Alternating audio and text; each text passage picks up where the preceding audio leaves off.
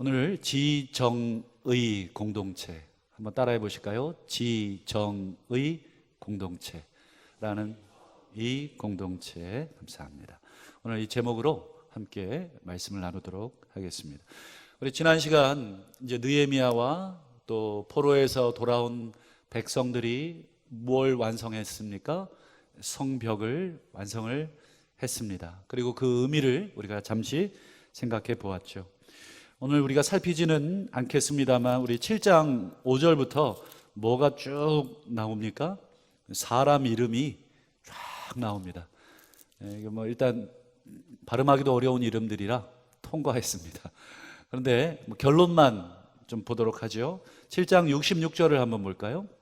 온 회중의 합계는 42,360. 무슨 로또 번호 같은데요. 42,360. 그리고 67절에 보시면 노비가 몇 명입니까? 7,337명. 그리고 노래하는 남녀가 245명. 뭐 대충 계산해 보면 한 5만 명. 정확하게는 49,942명이더라고요. 여러분, 이 모든 사람들이 뭐냐면 포로에서 잡혀온 그 포로민들이 예루살렘에 등록한, 소위 말해서 호적 등록한 분들입니다. 그 이름과 가족과 명수를 약 5만 명 정도의 사람들이 예루살렘 성과 그 인근에 이제 살게 되죠. 그래서 7장 마지막 73절이 어떻게 마무리가 됩니까? 한번 화면을 보시면 이와 같이 제사장들, 레위 사람들, 문지기들, 노래하는 자들, 백성 몇 명과 느디님 사람. 여기서 느디님 사람은 어떤 사람 이름이기도 하지만 다른 성경 번역을 보면 성전에서 수종드는 자들 이렇게 돼 있습니다. 온 이스라엘 자손이 다 자기의 성읍에 어떻게 합니까? 거주했다는 건 뭐죠? 정착했다. 그리고 이제 집을 다 완공도 하고 성을 다 완공해서 자기의 터를 이제 잡은 것이죠. 이제 한마디로 포로에서 돌아온 포로민들이 그동안 52일간의 그 수고를 마치고 자신들의 집까지 다 어느 정도 완공을 해서 거주를 시작을 했습니다. 여러분, 이 느헤미야가 딱 여기까지 마치고 딱 끝나면 딱 좋겠습니다. 우리 예전에 초등학교 때 이 동화책 읽으면 왕자와 공주님이 어떻게 됐습니까? 결혼해서 행복하게 산 것으로 딱 끝나죠. 근데 사실 우리가 결혼 생활 해보신 분들 알지만 늘 행복하시나요? 늘 표정이 밝으신데 행복하시죠. 그런데 또 아웅다웅 싸우고 다투고 또 뭐 자존심 세우기도 하고 여러 가지로 힘든 일도 있지요. 여러분, 이스라엘 공동체가 이제 딱 성벽 짓고 성전 짓고 5만 명 들어와서 잘 살더라 이렇게 하면 딱 좋은데 그렇지가 않습니다. 우리 이제 8장, 9장, 10장, 11장, 12장 이렇게 느헤미야가 남은 뒤에 이 얘기가 많다는 거예요. 그러니까 할 말이 많은 거죠. 뒤에 이제 정착한 사람들의 삶이 거기서 딱 끝난 게 아니라 이제부터 시작이라는 뜻이죠. 이제 뭐를 쌓은 거냐면 기초 쌓은 거예요. 기초 쌓고 끝나면 안 되니까 그 다음이 더 중요하죠. 여러분, 지난주에 제가 말씀드린 것처럼 하나님의 집, 하나님의 처소를 구성하는 세 가지가 있었다 말씀드렸죠. 기억나시죠? 첫 번째가 뭐였습니까? 성전. 두 번째는요, 성벽도 되고 민도 되고 뭐 어느 걸 하셔도 상관없습니다. 마지막으로 성민. 성전, 성벽, 성민. 요 세 가지가 하나님의 집을 구성하는 세 가지입니다. 근데 여러분, 이 세 가지만 있으면 끝입니까? 일부 예배 때는 보니까 우리 이제 막 셋째 아이를 낳은 부부가 오늘 생애 첫 예배를 드려서 요 앞에 앉았더라고요. 아빠 있고 엄마 있고 그 다음 집 있고 아이들 있고 끝입니까? 여러분, 가정이 그렇게 이루어지긴 하지만 그렇게 해서 가정이 완성이 됩니까? 그 안에 뭐가 있어야 되죠? 그렇죠. 부모의 사랑, 부부간의 배려, 또 이해, 존경, 보살핌, 이런 보이지 않는 것들이 그 집을 또 가족을 어떻게 해줘야 합니까? 예, 붙잡아 줘야죠. 여러분, 집은 집인데 들어가서 매일 싸우고 말 한마디 하지 않고, 심지어 야 아빠 밥 먹으라 그래. 아이가 뛰어가서 아빠 밥 먹으래. 그러면 또 아빠가 아이한테 안 먹는다 그래. 애가 무슨 죄가 있습니까? 뭐 집이 한 100평 되면 제가 이해를 해드리겠는데, 다 우리 뭐 고만고만한 집에 살면서 여러분, 이 부부간에도 그렇게 말을 하지 않고 또 각방도 쓰는 분들도 많다고 들었습니다. 여러분, 그러면 그게 집입니까? 집이 아니겠죠. 보이지 않는 요소들, 사랑, 배려, 성숙, 이런 것들이 그 집을 감싸줘야 부모와 자녀와 모든 것들이 완벽해집니다. 여러분, 하나님의 집, 성전도 있고 성벽도 둘렀고 이제 이주민들도 싹 다 불러서 5만 명이나 등록을 해놨어요. 그런데 여기 더 중요한, 외형적으로는 다 갖췄는데 더 중요한 게 없어요. 그게 뭐가 없습니까? 예, 오늘 그것을 이제 우리가 살펴봐야 합니다. 그래서 오늘 8장 1절을 한번 보실까요? 자, 이스라엘 자손이 자기 성읍에 거주했지요. 이것은 살폈습니다. 자, 7째 달, 이거는 이제 우리로 7월이 아니고 이스라엘 달력으로 7번째 달인데, 태양력으로 치면 9월 중순부터 10월 중순까지, 그러니까 우리하고 약간 원력이 달라서 9월 중순부터 10월 중순까지 그 기간을 이스라엘은 7번째 달로 지킵니다. 이때 초막절이라고 하는 이스라엘 광야 생활을 기념하는 절기도 이때 있고, 또 추수도 마치고 여러 가지로 그런 시기가 바로 이 7번째 달이 되겠습니다. 자, 7번째 달이 이르렀습니다. 자, 그 다음 보시죠. 모든 백성이 일제히 수문 앞 광장에 어떻게 했습니까? 모였습니다. 그리고 모여가지고 뭘 하고 있어요? 학사 에스라에게 여호와께서 이스라엘에게 명령하신 모세의 율법책을 가져와 주십시오라고 요청을 드리고 있습니다. 여러분, 성전 짓고 성벽 짓고 이스라엘 사람 다 등록했어요? 이제 그 백성들이 여러분 뭐 하고 있어요? 하나님의 말씀을 가져와 달라는 요청을 하고 있는 것입니다. 그래서 여러분, 에스라가 어떻게 합니까? 2절을 한번 보시죠. 2절. 7째 달 초하루 1일이 되죠. 제사장 에스라가 율법책을 가져오죠. 회중 앞 곧 남자와 여자나 알아들을 만한 모든 사람 앞에 이릅니다. 그리고는 3절을 볼까요? 수문 앞 광장에서 언제부터 언제까지입니까?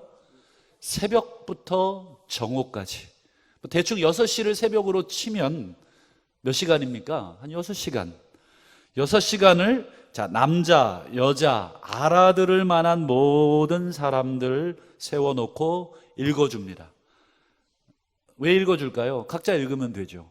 그 당시에는 이제 성경이 귀하던 시절이고, 그리고 모든 백성들이 다 성경을 가지고 있지도 않습니다. 이제 포로에서 막 돌아온 백성들이니 성경 자체가 있을 리가 만무하죠. 그래서 여러분, 제사장 겸 학사 에스라에게 하나님의 말씀, 특별히 모세에게 주신 모세의 5권의 성경을 가져와 달라. 그리고 그것을 에스라가 읽어줍니다. 그리고 백성들은 어떻게 합니까? 그 율법책에 귀를 기울입니다. 이게 3절 끝에 나옵니다. 여러분, 그 백성이 듣다, 듣는다 이렇게 표현하지 않고 어떻게 표현되고 있어요? 귀를 기울인다. 여러분, 듣는다 하는 것과 귀를 기울인다는 것은 어감이 어떻습니까? 다르죠.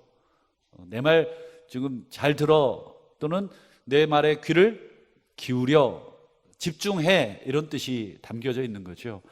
여러분, 그냥 막 무슨 에스라는 녹음기처럼 막 읽어대고 백성들은 그냥 막 잡담해 가면서 뭐 가끔 듣고 이런 게 아니라 초집중해서 모든 사람들이 정말 집중해서 소리 하나 내지 않고 듣고 있다는 거죠. 마치 이렇게 이런 소리까지 들릴 만큼 아마 집중해서 하나님의 말씀을 들은 것 같습니다. 그리고는 우리 8절을 한번 보시면 하나님의 율법책을 낭독하고 그 다음에요, 그 뜻을 어떻게 해줍니까? 해석을 해줍니다. 그리고 백성에게 그 낭독한 것을 다 깨닫게 해줍니다. 여러분 왜 그랬을까요? 과거 여러분 포로 생활을 했던 사람들, 여러분 포로 기간 동안에 하나님의 말씀을 제대로 읽지도 못했을 뿐더러 과거에 잡혀갔던 사람들, 그 사람들도 있지만 또 새로운 포로지에서 태어난 2세들도 있죠. 2세들에게 하나님의 말씀을 제대로 가르칠 수 있었겠습니까? 그러니 여러분 모세의 율법을 읽어준들, 아무리 집중해서 듣는들 여러분 다 이해가 되지 않습니다. 그래서 여러분 에스라하고 제사장들이 그 뜻을 모르는 것 하나하나 제사장들이 에스라를 중심으로 다 설명해주고 그 뜻을 깨닫게 해줍니다. 여러분 우리도 이제 성경을 보면 참 여러 가지로 그냥 한글은 한글인데 다 이해가 되시나요? 저도 다 이해가 안 돼서 많은 참고서들을 또 심지어 원어 성경도 보고 여러 가지들을 다 봅니다. 그래도 이해가 안 될 때가 많이 있죠. 하물며 여러분 포로 생활했던 이 포로민들 아무리 자신의 말로 듣는다 해도 여러분 그 뜻을 다 파악하기 어렵습니다. 좌우간 여러분 지금 자신의 집에 거주한 이스라엘 백성이 지금 뭐 하고 있어요? 수문 앞 광장에 모여서 에스라라고 하는 학사를 청하여 모세의 오경을 낭독해 주기를, 그리고 그 뜻을 풀어 주기를, 그리고 깨닫기를, 경청하기를 하고 있습니다. 여러분 이제 이스라엘 공동체가 여러분 어떤 공동체가 됐다고 말할 수 있을까요? 여러분 이스라엘 공동체는 어떤 공동체가 된 것입니까? 이걸 뭐 딱 정의하기는 어렵습니다만 저는 개인적으로 이스라엘 공동체가 드디어 하나님의 말씀을 듣는 공동체가 되고 있구나. 그걸 저는 이제 오늘 설교의 제목이 무슨 공동체냐면 지정의 공동체 중에 어디에 해당될까요? 그렇죠. 지에 해당되겠죠. 듣기를 원한다. 여러분 듣는다는 것은 깨닫기를 원하기 때문에 듣는 거죠. 여러분 뭐든지 하나님의 말씀은 듣고 깨닫는 데서 시작하지 않겠습니까? 여러분 이스라엘 백성이 드디어 하나님으로부터 포로로부터 살리심을 받았어요. 그랬을 때 그들은 하나님의 말씀에 반응하기 시작했습니다. 오늘 1부 때는 여기 새로 막 갓 태어난 아이가 와서 제가 설명하기 좋았는데 여기 우리 아이가 하나 있다고 생각해 볼까요? 여러분 아이가 태어나면 가장 본능적으로 뭘 찾습니까? 그렇죠. 모유를 찾습니다. 살아있다는 증거, 그게 바로 젖을 찾는다는 것입니다. 음식을 찾는 것, 그게 살아있다는 뜻입니다. 그리고 그 아이가 계속 성장하기 위해서 또 뭘 찾겠습니까? 먹을 것을 찾습니다. 여러분 우리가 먹을 것을 찾지 않는다면 여러분 우리가 살아있는지 한번 꼬집어 보셔야 돼요. 내가 죽은 거 아닌가? 왜 이렇게 식욕이 없지? 여러분 식욕이 없으면 곧 하나님 만날 준비하신다 생각하시면 돼요. 사람은 먹지 않으면 제 아무리 억만금을 쌓아놔도 죽습니다. 살아있다. 그거의 첫 번째 특징은 뭐예요? 먹는다 하는 것입니다. 여러분 지난 한 주간 한번 우리의 삶을 좀 되돌아봤으면 좋겠어요. 지난 한 주간 정말 말씀, 물론 좋은 음식은 많이 드셨으니까 여러분 말씀은 어떻습니까? 내 영혼의 여러분 양식이라고 하는 그 말씀, 정말 내가 막 태어난 아이처럼 정말 찾아지던가요? 만약에 안 찾아진다면 한번 내 영혼을 한번 이렇게 깨우십시오. 자냐? 죽었냐? 여러분 우리가 이렇게 살아있다고 다 살아있는 것이 아니죠. 디모데 말씀에 일락을 사랑하는 자는 살아있으나 죽은 자라. 살아있으나 죽은 자다. 이게 무슨 뜻일까요? 여러분 이렇게 껍데기로 살아있는 것과 영혼이 살아있는 것 두 개를 구분하고 있는 거죠. 여러분, 우리가 이렇게 번듯하게 와서 예배 드린다고 살아있다. 저는 그나마 이렇게 예배 오는 분들은 살아있을 가능성이 높다.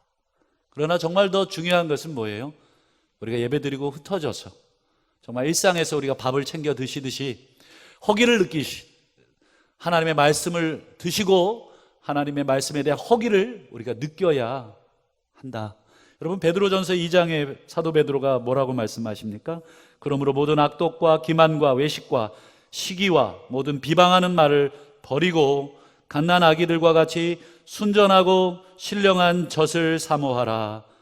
이는 그로 말미암아 너희로 구원에 이르도록 자라게 하려 함이라. 너희가 주의 인자하심을 맛보았으면 그리하라. 주의 인자하심을 맛보았으면, 즉 하나님으로부터 살리심을 받았으면, 새로운 생명을 받았으면 그리해라. 하나님의 말씀을 사모하고 그 말씀을 먹어라. 그래야 산다. 그래야 성장한다. 여러분, 너무 기초적인 얘기지만 여러분, 우리가 잘 되지가 않죠. 정말 이스라엘 공동체가 포로로부터 돌아와 하나님의 구원을 받아 살림을 받았어요. 여러분, 이제 이스라엘 공동체의 영적인 허기가 느껴지는 것이죠. 여러분, 영적인 허기를 느끼셔야 합니다. 이제 여러분, 말씀을 깨달은 공동체가 어떤 반응을 보이는지 우리 한번 9절을 한번 볼까요? 9절 함께 읽습니다. 시작. 백성이 율법의 말씀을 듣고 다 우는지라. 여러분, 이제 어떤 공동체가 된 것입니까? 지적 공동체에서 정적 공동체가 된 것이죠. 머리에서 가슴으로 내려온 것이죠. 여러분, 읽고 깨달은 것, 그것이 내려온 것이죠. 여러분, 말씀을 읽다가 참 울어본 적이 있는가? 한번 정직하게 한번 내 자신에게 한번 물어보시죠. 언제 내가 말씀 읽다가 울어봤나? 이 말씀이 정말 나를 너무 아프게 해서, 여러분, 말씀을 오랫동안 읽으면 내가 말씀을 읽는 게 아니라 말씀이 나를 읽는 것입니다. 여러분, 그런 경험 느껴보셨죠? 여러분, 가끔 제가 누군가랑 얘기하다 보면 제가 그분에게 막 얘기를 해요. 막 얘기를 하는데 그분은 한마디도 얘기를 하지 않는데 제가 어느 순간 하고 부끄러움을 느꼈습니다. 왜냐하면 그분께 내가 다 읽히고 있다는 느낌. 그분께 내가 다 읽히고 있구나. 저분이 나를 다 읽고 있구나 하는 느낌이 들었을 때 갑자기 제가 숙연해지고 조용해졌습니다. 여러분, 말씀을 읽다가 막 이렇게 소리내서 막 읽지만 이제 시간이 지나면 어떻게 됩니까? 말씀이 나를 보여주시는 거죠. 그 경험이 우리에게 있는가? 말씀 읽다가 눈물 흘리고, 말씀 읽다가 가슴이 너무 무너져서, 그럼 말씀 읽다가 이제 졸려서 침을 흘린 적은 있어도 울어보신 적은 언젠가? 저도 이제 중학교 때부터 이제 목숨 걸고 매일 성경을 읽었거든요.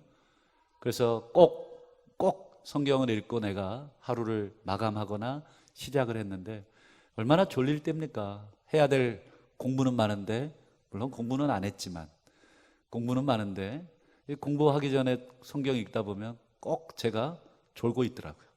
졸기만 하면 다행인데 또 성경에 이렇게 툭 지도를 그려놓고 또 땅이라고 또 막 성경이 많이 울었어요. 침 때문에. 여러분, 뭐 졸아서 침 흘리는 것도 참 은혜죠. 왜요? 성경을 보다가 좋은 거니까. 그것도 참 은혜지만 여러분, 정말 말씀을 읽다가 정말 가슴을 울리는 그 경험이 우리에게 있어야 되지 않는가?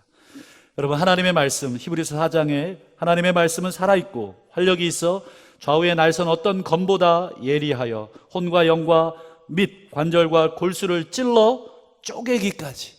여기서 하나님의 검은 여러분, 공격용, 전쟁용 검이 아니라 수술용 칼입니다. 메스를 말하는 것이죠. 여러분, 의사 선생님 계셔서 아시겠습니다만 수술할 때 얼마나 정교해야 합니까? 신경 하나 건드리지 않도록, 조직 하나 상하지 않도록 여러분 잘 잘라내서 환부만 도려내는 칼, 그게 메스 아닙니까? 그런데 하나님의 말씀이 그와 같아서 우리의 심령 곳곳에, 우리가 숨겨뒀던 모든 더러운 것, 모든 죄악들, 하나님이 그 말씀의 검으로 우리를 도려내실 때 여러분 우리 가슴이 찢어지죠. 여러분 그 경험이 많을수록 영혼이 건강한 것입니다. 하나님 말씀 앞에 하고 가슴을 치는 경험이 많을수록 천국이 가까운 것입니다. 하나님의 자녀가 될 가능성이 아주 높은 것이죠. 부모의 말씀을 우리 새겨듣는 자녀처럼 하나님의 말씀을 새겨듣는 자녀 될 때 좋은 자녀 아니겠습니까? 예전에 제가 한 10년쯤 됐군요. 섬기던 교회에 한 집사님도 아니고 성도님이셨어요.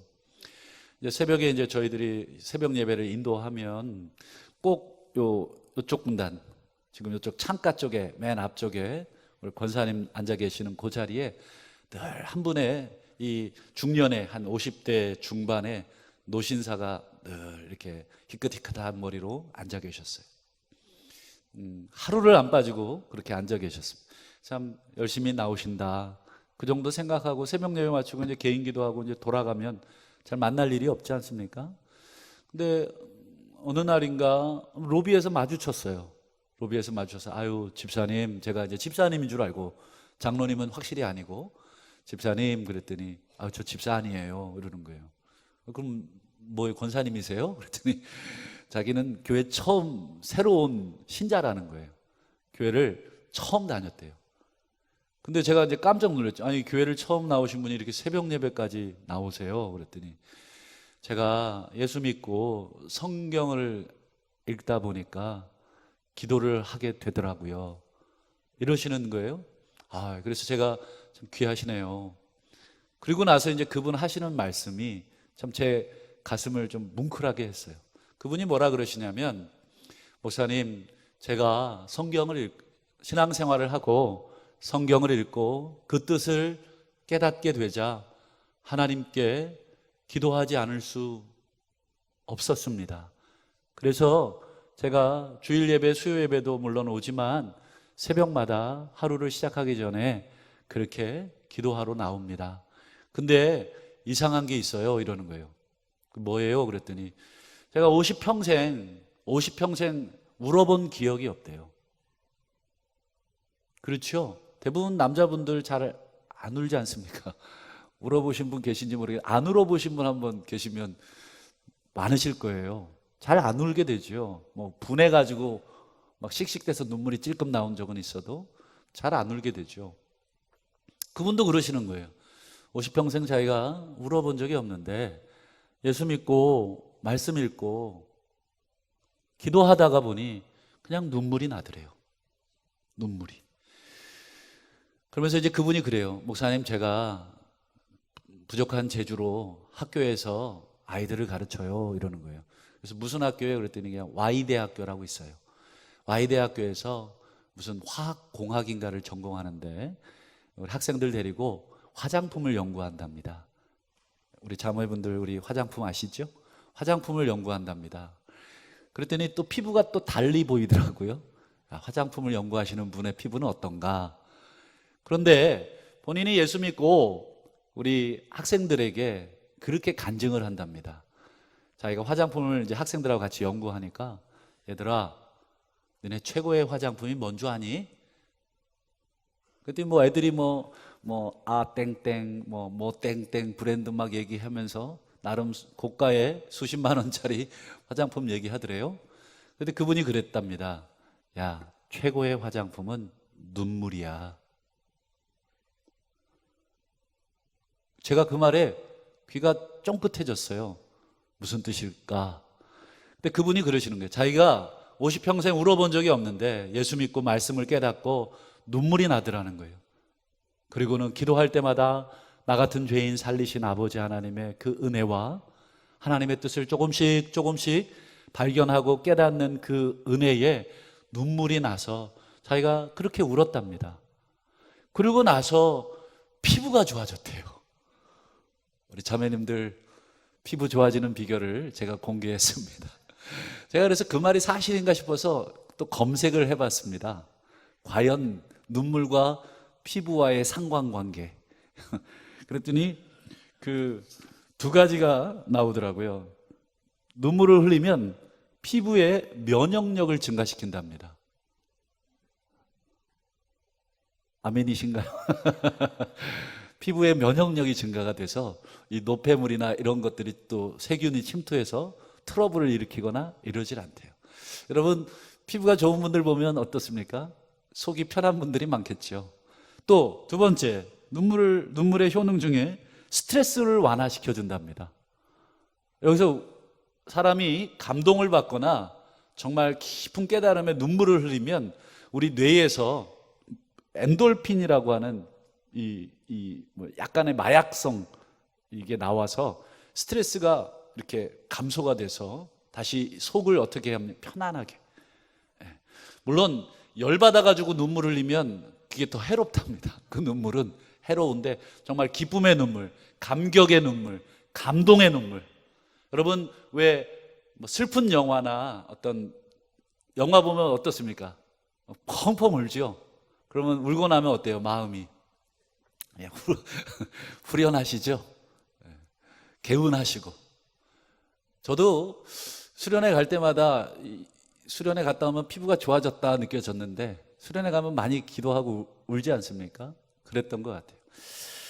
여러분 말씀을 듣고 깨닫게 되면 우리 가슴이 울게 됩니다. 심장이 떨리고 눈시울이 붉어지죠. 여러분 눈물을 흘려야 하나님이 뭘 회복시키시냐면 기쁨을 회복시켜 주십니다. 여러분 눈물과 기쁨은 다른 것 같지만 쌍둥이입니다. 함께 붙어 있습니다. 여러분 울어야 하나님이 기쁨을 주십니다. 그런 면에서 여러분 우리 삶에 왜 기쁨이 없는가 한번 되돌아봤을 때 물론 건강이 없어서 기쁨이 없을 수 있고 물질이 부족해서 기쁨이 없을 수도 있고 자녀들이 속을 썩여서 또 여러 가지로 문제들이 많아서 여러분 속이 상할 수 있지만 진짜 우리 삶에 기쁨이 없는 건 그런 것들이 부족해서가 아니라 정말 하나님의 말씀으로 인한 여러분 깨달음이 없어서 기쁨이 없는 건 아닌가. 하나님 앞에서 내 눈물이 없어서 기쁨이 없는 것은 아닌가. 여러분 우리 이스라엘 공동체가 다시 눈물을 회복받은 정적인 공동체가 되었군요. 여러분 우리 사랑하는 동부교회 성도님들도 눈물이 회복되기를 원합니다. 하나님 앞에 울어야 하나님이 살려주시는 것입니다. 여러분 이스라엘 백성이 소리 높여서 이 말씀을 듣고 다 울었을 때 여러분 그 모습이 얼마나 하나님 보시기에 아름다웠겠는가. 여러분 이제 마지막으로 이들은 어떤 반응을 합니까? 13절을 볼까요? 같이 한번 읽어보시죠. 시작. 이튿날 뭇 백성의 족장들과 제사장들과 레위 사람들이 율법의 말씀을 밝히 알고자 하여 학사 에스라에게 모여서 전날 말씀을 듣고 그렇게 펑펑 울고 그걸로 여러분 끝? 그게 아니었죠. 그 다음 날 이튿날 또 백성들이 리더들이 와서 율법의 말씀을 밝히 알고자 에스라에게 모여옵니다. 다시 말씀해 주시고 다시 들려주십시오. 자신들에게는 읽고 싶어도 성경이 없으니 에스라에게 찾아올 수밖에 없는 거 아니겠습니까? 여러분 이스라엘 공동체가 다시 회복되자 계속 말씀을 사모하는 공동체가 되었습니다. 여러분 한번 우리가 눈물 흘리고 은혜 받는 것은 쉽습니다. 그러나 여러분 그 은혜를 유지하기 위해서는 지속적, 의지적 노력이 필요합니다. 그런 면에서 여러분 이스라엘 공동체는 이제 지, 정, 의지를 가지고 말씀 앞에 나아가는 것입니다. 여러분 우리가 입맛이 없어도 살기 위해 먹는 거 여러분 그거 많이 들어보셨죠? 수술 환자 또 여러 가지 질병으로 여러분 입맛이 까칠해지지 않습니까? 아무 식욕이 느껴지지 않지만 여러분 우리의 입맛이 없어도 의지를 가지고 여러분 먹어야 우리 몸에 양분이 되는 것 그건 우리가 너무나 잘 알고 있습니다. 우리 영혼도 마찬가지입니다. 영혼이 깊은 침륜에 빠지거나 낙심에 빠질 수 있죠. 절망에 빠질 수 있죠. 여러분 그때마다 하나님 말씀 앞에 소리를 내서 읊조리고 찬양을 부르고 의지를 가지고 주님 앞에 나아가는 그 공동체, 여러분 하나님이 살려주시기 시작합니다. 그래서 여러분, 이스라엘 공동체는 마지막으로 8장 15절 보시면, 맨 끝에 보시면 기록한 바를 따라 초막을 짓습니다. 자신들의 임의로 초막을 지은 것이 아니라 말씀의 기록에 따라 7월 초막절을 지켜야 하는구나 하는 그 기록에 따라 초막을 세우고, 또 8장 18절에도 보면 성회를 여는데 맨 마지막에 규례를 따라, 역시 자신들이 원하는 대로 성회를 연 것이 아니라 하나님이 말씀하신 규례를 따라 성회를 열게 됩니다. 여러분, 기록을 따라, 규례를 따라, 즉 이스라엘 공동체가 뭐를 따라가는 공동체가 됩니까? 하나님의 말씀을 따라. 여러분, 수많은 생각이 많지요. 여러 가지 여러분 상황을 판단해야 되고 또 여러 가지 생각을 해야 되는데, 여러분, 우리의 생각과 판단의 기준, 그것은 항상 규례와 말씀입니다. 여러분, 예수를 제대로 믿은 사람은 뭐가 바뀝니까? 생각이 바뀌고 생각의 기준이 바뀌는 것이죠. 그래서 여러분, 이스라엘 공동체는 이제 하나님의 규례를 따라서 움직이는 공동체가 되었습니다. 여러분, 우리의 삶에 하루하루 여러 가지 크고 작은 문제들을 여러분 처리하고 생각하고 판단하실 때, 여러분 번뜩 말씀이 생각이 나십니까? 말씀을 읽어야, 말씀을 깨달아야 그 말씀이 여러분들을 지도하시는 것입니다. 그래서 여러분, 마지막 규례를 따른다는 것은 앞에 읽고 듣고 깨닫고 우는 것, 이 모든 것이 다 전제될 때 따라가게 되어 있습니다. 그럼 앞에가 되지 않으면 절대로 뒤에는 되지 않습니다. 그런 면에서 여러분, 우리의 생각을, 우리의 판단을 우리가 내리기 전에 과연 하나님 무엇이라고 말씀하십니까? 다시 한번 되묻고 기도하는 공동체가 되어야 되는 줄을 믿습니다. 여러분, 말씀을 맡겠습니다. 여러분, 제가 우리 동부교회 이 강단에 처음 와서 함께 나눴던 말씀 중에 암송했던 말씀이 하나 있습니다. 기억하신지 모르겠습니다. 아마 율동을 제가 보여드리면 기억이 나실 텐데, 제가 말씀을 나누다가 함께 암송했던 구절이 있어요. 신명기 말씀입니다. 신명기 6장 4절과 5절이죠. 우리 한번 암송해 볼까요? 화면에 벌써 나오네. 같이 한번 그래도 암송해 보겠습니다. 시작. 이스라엘아 들으라, 우리 하나님 여호와는 오직 유일한 여호와이시니 너는 마음을 다하고 뜻을 다하고 힘을 다하여 내 하나님 여호와를 사랑하라. 여러분, 어떻게 외우라고 말씀드렸나요? 이렇게 외우라고 말씀드렸어요. 기억이 안 나시나요? 여기서부터가 마음이지 않습니까? 그 다음에요 이렇게 머리, 그 다음에요 손이니까 힘. 그래서 마음을 다해, 뜻을 다해, 힘을 다해. 마태복음에는 이제 목숨도 들어가 있긴 하지만 어쨌든 신명기 원문에는 세 가지입니다. 여러분, 마음과 뜻과 힘을 다한다는 건 뭐겠습니까? 우리 삶 전체로 하나님을 사랑하라. 여러분, 하나님을 사랑하는 것은 곧 하나님의 말씀을 사랑하는 것이 됩니다. 여러분, 2020년 저는 개인적으로 우리 교회가 정말 하나님께서 진정한 부흥을 주실 줄을 믿고 있습니다. 그때 그 부흥은 다른 아무 것이 아니라 오직 우리 개개인이, 우리 교회가 정말 하나님의 말씀에 듣기를 원하고 깨닫기를 원하고 감정적으로 반응하며 규례를 따라 생각하고 판단하고 준행하는 그런 공동체가 됐을 때, 여러분, 만약에 우리가 하나님이라면 그런 공동체를 어떻게 하시겠습니까? 가만두시겠습니까? 반드시 들어서 사용하시는 것입니다. 여러분, 잘 준비된 공동체, 잘 준비된 사람, 아까워서라도 사용하지 않습니까? 여러분, 잘 준비해 두십시오. 하나님이 영적으로 여러분 우리를 잘 준비시킬 때에 여러분 준비해 두시면 하나님이 반드시 그 개인과 또 그 가정, 그 자녀, 그리고 그 공동체, 사용해 주시는 줄을 믿습니다. 우리 교회가 그렇게 사용되기를 다시 한번 주의 이름으로 축원합니다.